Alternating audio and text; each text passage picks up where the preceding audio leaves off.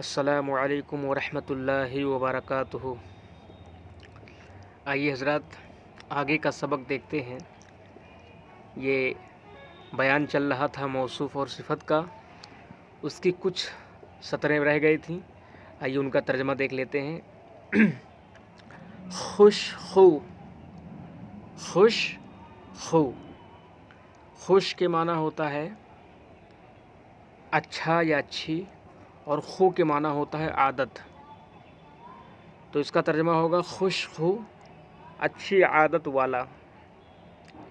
یہ ہے اسم فاعل جس کے ترجمے میں والا یا والی کا ترجمہ آتا ہے۔ خوش خط، اچھی تحریر والا۔ کار ساز، کام بنانے والا۔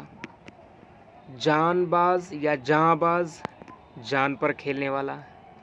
کریم کے معنی کرم کرنے والا۔ عمیم کے معنی عام کرنے والا۔ غمگین کے معنی رنجیدہ۔ شادماں کے معنی خوش۔ خدائے کار ساز، کام بنانے والا خدا۔ مرد جاں باز، جان پر کھیلنے والا مرد۔ رسول کریم، کرم کرنے والے رسول۔ لطف عمیم، عام لطف۔ پسر خوشخو، اچھی عادت والا لڑکا۔ کتاب خوش خط، اچھی تحریر والی کتاب۔ جان غمگین، رنجیدہ جان۔ دل شادماں، خوش دل۔ آئیے کچھ اور دیکھتے ہیں آگے کا سبق۔ اسماء اشارہ، اسماء اشارہ کا بیان۔ یہاں سے اسم اشارہ اور مشار الیہ کا بیان شروع ہو رہا ہے۔ اسم اشارہ کسے کہتے ہیں، مشار الیہ کسے کہتے ہیں؟ اسم اشارہ ہر زبان کے اندر ہوتا ہے، چاہے وہ اردو زبان ہو، چاہے عربی زبان ہو، چاہے انگلش یا پھر فارسی زبان ہو۔ جس طریقے سے ہم اردو زبان کے اندر اگر کوئی چیز قریب ہوتی ہے تو اس کے لیے ہم یہ کا لفظ لاتے ہیں۔ مثال کے طور پر ہم نے کہا یہ کتاب ہے، یہ قلم ہے، یہ گھر ہے، تو اردو زبان کے اندر قریب والی چیز کو بتانے کے لیے یہ کا لفظ لاتے ہیں۔ اور اگر وہ چیز دور ہے تو دور والے چیز کو بتانے کے لیے وہ کا لفظ لاتے ہیں۔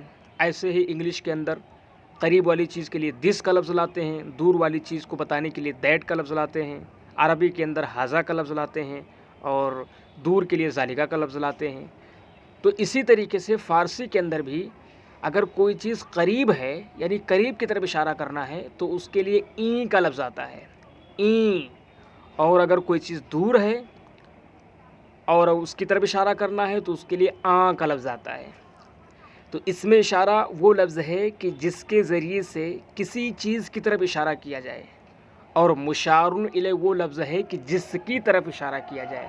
مثال کے طور پر میں نے کہا وہ مدرسہ ہے، اس مثال میں لفظ وہ کیا ہوگا؟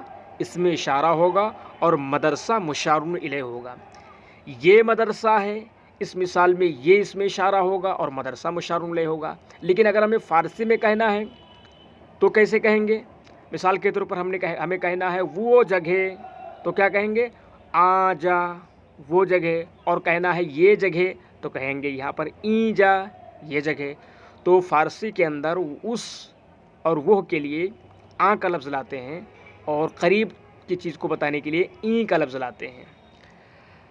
چلیں ترجمہ دیکھتے ہیں۔ آ اور این کا بیان کریں۔ آ جا وہ جگہ، این جامہ یہ کپڑا، جامہ مانے کپڑا، کل آپ نے پڑھ لیا تھا پچھلے سبق میں۔ آں اسپِ چابک وہ چالاک گھوڑا، وہ ہوشیار گھوڑا۔ این برادر من یہ میرا بھائی۔ کتاب ای پسر اس لڑکے کی کتاب۔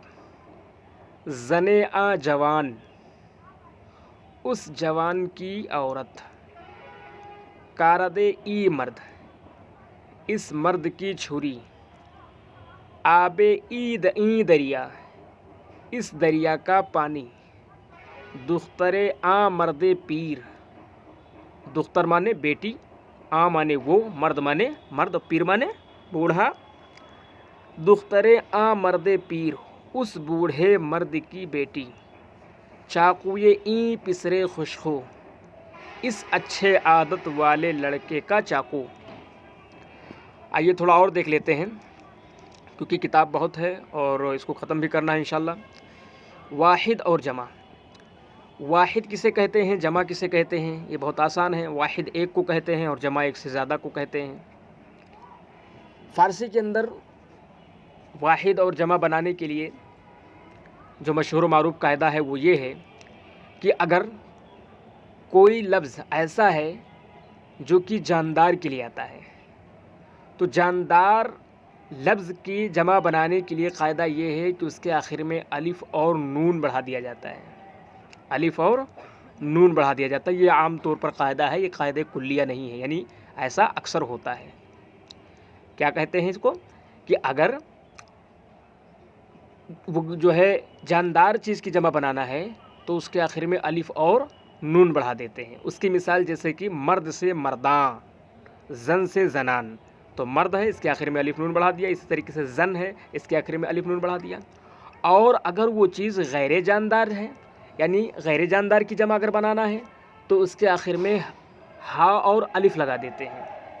اس کی مثال جیسے کہ کار سے کارہا، جامہ سے جامہا، لیکن اگر پہلے ہی سے ہا موجود ہے وہاں پر تو صرف لاسٹ میں الف لگا دیں گے۔ جیسے کہ جامہ کے اندر دیکھیے یہاں سے پہلے ہا موجود ہے تو یہاں پر صرف جامہا یعنی خالی الف کو لگانا ہے۔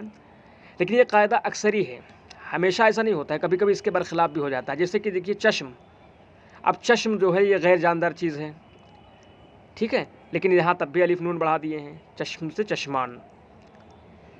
اور ایک قاعدہ اور یاد رکھیے کہ اگر واحد کے آخر میں ہا ہے، ہا، تو اس کے آخر میں گان کا لفظ بڑھا کر اس کو جمع بنا دیتے ہیں، ہا کو حذف کر دیتے ہیں اور لفظ گان کو لگا کر جمع بنا دیتے ہیں۔ تو یہ 3-4 علامتیں تھیں جمع کی جو ہم نے آپ کے سامنے پیش کیا۔ پہلی پہچان یہ ہے کہ اگر وہ جاندار چیز ہے، جو لفظ سے جس لفظ سے ہم واحد سے جمع بنانا ہے ہمیں، اگر وہ جاندار ہے تو اس کے آخر میں الف اور نون لگا دیتے ہیں، اور اگر غیر جاندار ہے تو کیا لگا دیں گے، الف اور ہا بڑھا دیتے ہیں۔ اور کبھی اس کے آخر میں اگر واحد کے آخر میں ہا ہے تو کبھی کبھی لفظ گان لگا کر اس کو جمع بنا دیتے ہیں، جیسے بندہ سے بندگان۔ تو یہ چیزیں جو ہیں ضروری کی باتیں تھیں، اس کو آپ لوگ یاد رکھیے گا اور بہت کام دے گا انشاءاللہ آگے چل کر عبارتوں میں۔ چلے ترجمہ دیکھ لیتے ہیں۔ مرد ایک مرد، مرداں بہت سارے مرد، زن ایک عورت، زنان بہت ساری عورتیں، پسر ایک لڑکا، پسران بہت سارے لڑکے، جامہ ایک لباس، جامہا بہت سارے لباس، کار کام، کارہا بہت سارے کام، دست ہاتھ، دستہا بہت سارے ہاتھ، چشم آنکھ، چشمان بہت ساری آنکھیں، اسب گھوڑا، اسبہا بہت سارے گھوڑے، بندہ بندہ، بندگان بہت سارے بندے، مردان خدا خدا کے بندے، زنان ہند ہندوستان کی عورتیں۔ دیکھیے اس کے اندر کبھی کہیں موصوف صفت آئے گا اور کہیں مضاف مضاف الیہ آئیں گے، تو یہ جو بیان ہے مردان خدا، خدا کے بندے، یہ جو ہو گیا مضاف مضاف الیہ۔ زنان ہند ہندوستان کی عورتیں، یہ بھی مضاف مضاف الیہ۔ پسران ماں، پسران ماں ہمارے لڑکے، جامہائے بندگان بندوں کے کپڑے یا غلاموں کے کپڑے، کارہائے خدا خدا کے کام، دستہائے شما تمہارے ہاتھ، چشمان سیاہ کالی آنکھیں، اسپہائے چابک چالاک گھوڑے۔ چلو اتنا آپ لوگ یاد کریے، انشاءاللہ الرحمن اب اگلا سبق جو ہوگا وہ افعال ناقصہ کا ہوگا۔ تب تک کے لیے اللہ حافظ، السلام علیکم ورحمۃ اللہ وبرکاتہ۔